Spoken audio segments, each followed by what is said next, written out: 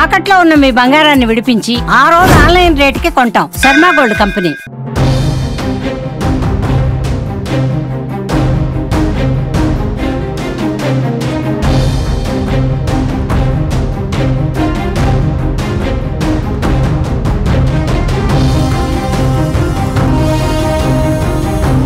India కాల్పులాపినా బలూచిస్తాన్ మాత్రం పాకిస్తాన్ అంతు చూస్తోంది.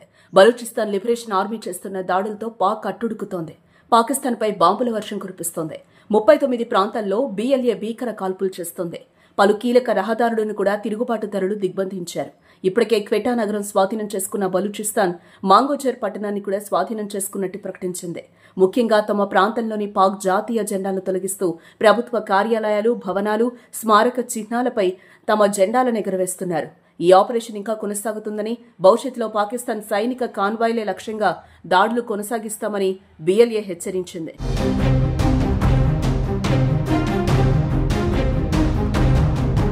స్థానిక పోలీస్ స్టేషన్ను తమ నియంత్రణలోకి తీసుకున్నామని, కొందరు పోలీసులను బందీలుగా పట్టుకున్నామని కూడా BLA వర్గాలు వెల్లడించింది. కొందరు పాక్ సైనికులను బాంబులు పెట్టి లేపేసిన వీడియోలను కూడా బలూచిస్తాన్ ఇటీవల సోషల్ మీడియాలో పోస్టు చేసింది. మొత్తం నెల రోజుల్లో 100 మంది పాకిస్తాన్ సైనికులను హతం చేసినట్టు బలూచిస్తాన్ లిబరేషన్ ఆర్మీ చెప్పుకుంటోంది. బలూచ్ మెరుపు దాడితో పాక్ జవాన్లు ఉక్కిరిబిక్కిరవుతున్నారు.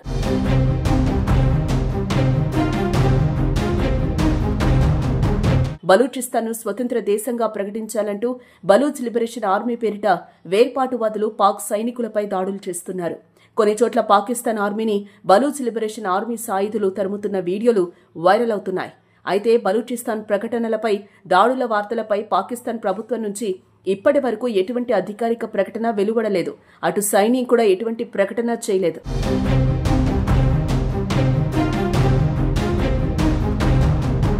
మరోవైపు పాకిస్తాన్ అంతు చూసేందుకు భారత్ సాయాన్ని కూడా బలూచిస్తాన్ కోరింది. తమకు ఇండియా సాయం చేస్తే బాగుంటుందని BLA నేతలు ఎక్స్ వేదికగా నేరుగా ప్రధాని మోదీకి ట్వీట్ చేశారు. ఎవరి సాయం తీసుకోకుండా బలూచ్ ప్రజలు పాక్లోని 46% భూమిని ఆధీనంలోకి తీసుకున్నట్టు వివరించారు. భారత్ తమకు సాయం చేస్తే మరిన్ని అద్భుతాలు చేసి చూపిస్తామని చెప్పారు. ముఖ్యంగా భారత రక్షణ బడ్జెట్లో 5%, ఆయుధాల్లో 2% ఇవ్వగలిగితే పాక్ అంతు చూస్తామని వివరించారు. తాము పుట్టిన గడ్డ కోసం పోరాడడం వల్ల గెలుస్తున్నామని, కానీ పాక్ సైన్యం ఉద్యోగం కోసం మాత్రమే తమతో పోరాడుతుందని, అందుకే ఓడిపోతుందని వెల్లడించారు. ఇలాంటి సమయంలో తమకు ఆయుధాలు, మిసైల్స్ ఇచ్చి సాయం చేస్తే పాకిస్తాన్కు చుక్కలు చూపిస్తామంటూ ట్విట్టర్ వేదికగా మోదీని కోరారు. దీనిపై ఇండియా స్పందించలేదు.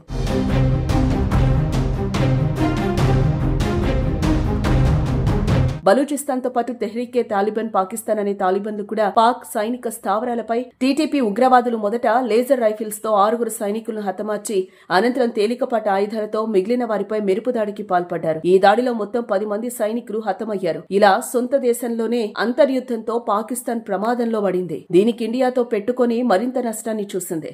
రానున్న రోజుల్లో పాక్ తీవ్ర దుర్భర పరిస్థితులు ఎదుర్కోవడం ఖాయంగా కనిపిస్తోంది.